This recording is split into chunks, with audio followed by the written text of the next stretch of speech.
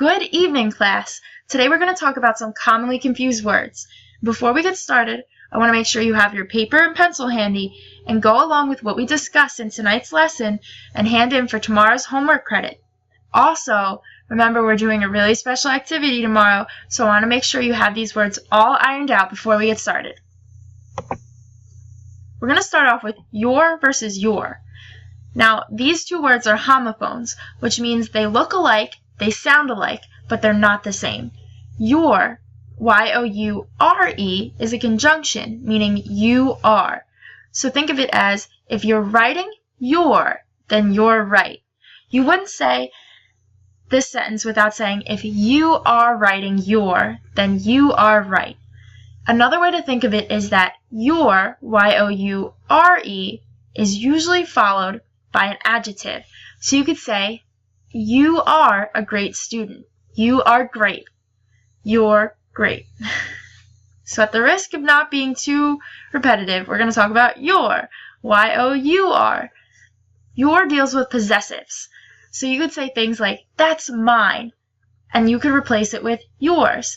Just think about, can you replace anything that you use your with a possessive? Another way to think of this is, your is not usually followed by an adjective. So you wouldn't say, I think you're smart, Y-O-U-R. That would be incorrect. So we're going to move on to fewer versus less. And while these aren't homophones, making them a little less confusing, they deal with one thing that is really important, countability. Less deals with things you can't count. Just like confusion, just like money, time, and weight, less deals with uncountable items. And you might say, I can count time in seconds, and I can count money in dollars. Well, the concepts as a whole are uncountable. The way that you can think of this is things you would want more of, more time, more money, and more weight, especially if it's weighed in chocolate, you would use less. Fewer deals with things that you can count. So those dollar bills, those seconds, those minutes, those pounds, you would use fewer. You could also use them with countable items like apples, lemons, anything that you can see and you can count, you would use less. So I want you to pick up your pen and I want you to number your paper 1 and give me a sentence using less. Don't use any of the examples that we just discussed today. Come up with your own. You have 10 seconds.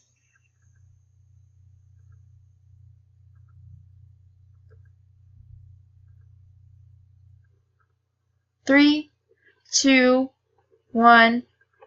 If you're not done yet, you can come back to it at the end of our lesson because this is one of my favorite discussions ever. Lie, lay, laid, and lane. I think this video does a great job of explaining it, so just take a break, sit back, and enjoy.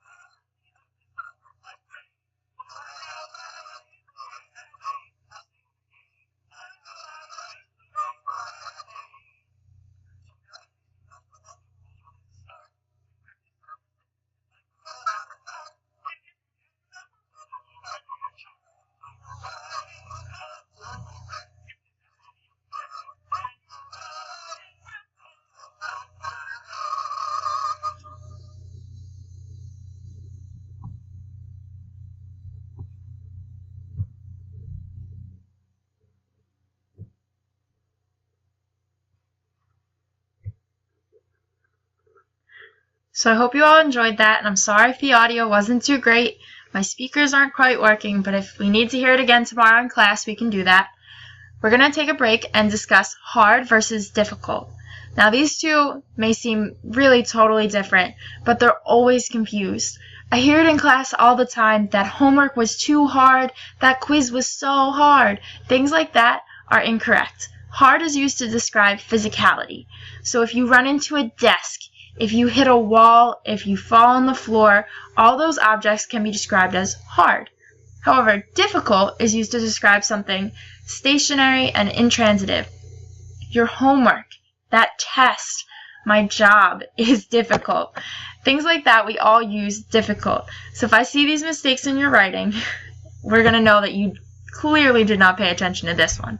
So I want you to take a break, look at your paper number 2 on there for me, and I want you to write a sentence using difficult.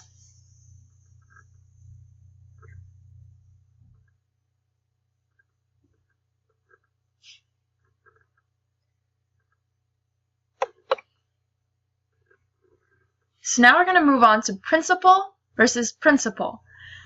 Just for our purposes, I'm going to pronounce principal, P-A-L, principal, and principal, P-L-E, principal, just to try and make it a little easier for you guys. Principal signifies an important figure. So the way that you can think of it is principal as our pal. Just like your school's principal, the head of a business, anything like that would be the principal. Principal would be a fundamental truth. So while Principal Scott is incorrect, you could say that Scott has principles.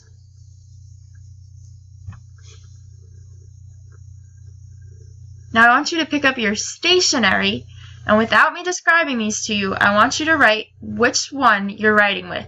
Stationary or stationary, E-R-Y or A-R-Y. Number that as number 3.